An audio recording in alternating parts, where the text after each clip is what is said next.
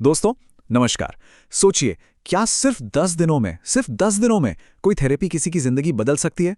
आज हम एक ऐसे ही दस्तावेज की पड़ताल करने वाले हैं। एक कहानी, एक छोटी सी बच्ची की और एक ऐसे दावे की जिस पर यकीन करना मुश्किल हो जाए। ये कहानी हमें सोचने पर मजबूर कर देगी, मेडिसिन, उम्मीद और हमारे पारंपरिक ज्ञान के बारे में। तो चलिए इस केस स्टडी में और गहराई से चलते हैं।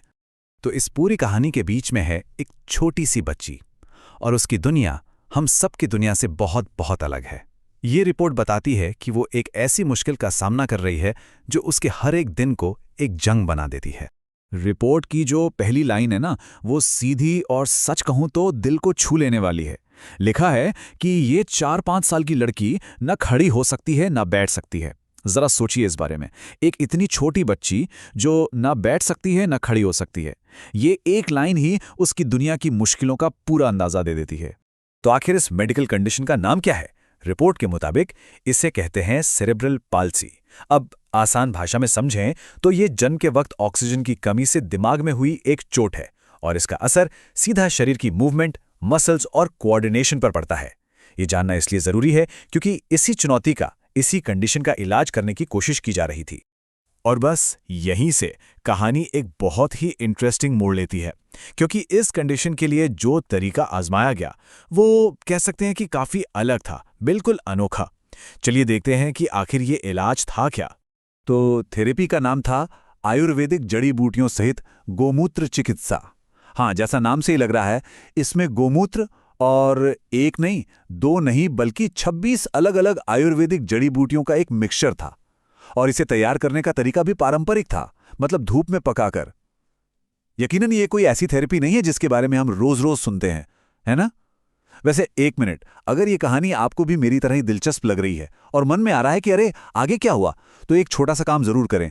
इस पेशकश को एक लाइक दे दें और चैनल को सब्सक्राइब कर लें। सच में आपके इसी सपोर्ट से हमें हिम्मत मिलती है ऐसी और भी कहानियां आप तक लाने की। अच्छा, अब मैं आप सबसे एक सवाल पूछना चाहता हूं। क्या आप में से किसी ने पहले कभी इस तरह की किसी थेरेपी के बारे में सुना है? सच बताऊं तो मेरे लिए ये बिल्कुल नया था। इस पर आपके क्या विचार हैं, नीचे कमेंट्स में जरूर बताइएगा। मैं सच में जानना चाहूंगा कि लोग इसके बारे में क्या सोचते हैं या क्या जानते हैं। चलिए अब आते हैं कहानी के उस हिस्से पर जो शायद सबसे ज्यादा हैरान करने वाला है।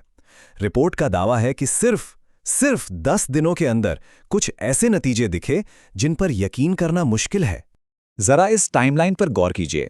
इलाज शुरू हुआ 27 मार्च को और हम बात कर रहे हैं 5 अप्रैल को मिले नतीजों की। मतलब सिर्फ 10 दिन।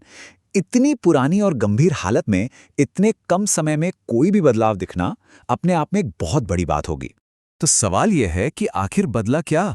रिपोर्ट में तो सुधारों की एक लंबी लिस्ट दी गई है, जैसे कि हाथ, पैर और उंगलियां सीधी हो गईं, गर्दन अब सीधी रखी जा सकती थी, भूख 20% तक बढ़ गई, नींद बेहतर और लंबी हो गई, और शायद सबसे बड़ी बात, वो अब कमांड्स पर रिस्पॉन्ड कर रही थी। मतलब कहने पर अपने हाथ पैर मोड़ना और सीधा करना। ये कोई छोटे मोटे बदलाव नहीं है, ये किसी बच्ची की क्वालिटी ऑफ लाइफ में बहुत बड़े सुधार हैं। सिर्फ 10 दिन और इतने सारे बड़े बदलावों का दावा सच में ये सोचने पर मजबूर कर देता है। ये सब सुनकर आपके मन में पहला ख्याल क्या आता है? क्या ये अविश्वसनीय लगता है या फिर कहीं ना कहीं एक उम्मीद जगाता है? अपने विचार जरूर बताइएगा। अब देखिए, जब इतने बड़े दावे किए जा रहे हों तो ये जानना बहुत जरूरी हो जाता है कि आखिर ये जानकारी आ कहां से रही है ना? तो सवाल ये है कि ये रिपोर्ट लिखी किसने? चलिए अब लेखक के बारे में थोड़ा जानते हैं। रिपोर्ट लिखने वाले का नाम है प्रमोद रुइया और वो जबलपुर से हैं। दस्तावेज में बताया गया है कि उनकी स्पेशलाइजेशन एक्यूप्रेशर और नेचुरोपैथी यानी कि प्राकृतिक चिकित्सा में है। डॉक्यूमेंट में उनके अनुभव के बारे में भी लिखा है, जैसे कि इस फील्ड में 23 साल का अनुभव, और साथ ही कुछ मेंबरशिप्स का भी जिक्र है, जैसे कि इंटरनेशनल नेचुरोपैथी ऑर्गेनाइजेशन और फ्लोरिडा यूएसए के हिप्पोक्रेट्स हेल्थ इंस्टीट्यूट की सदस्यता।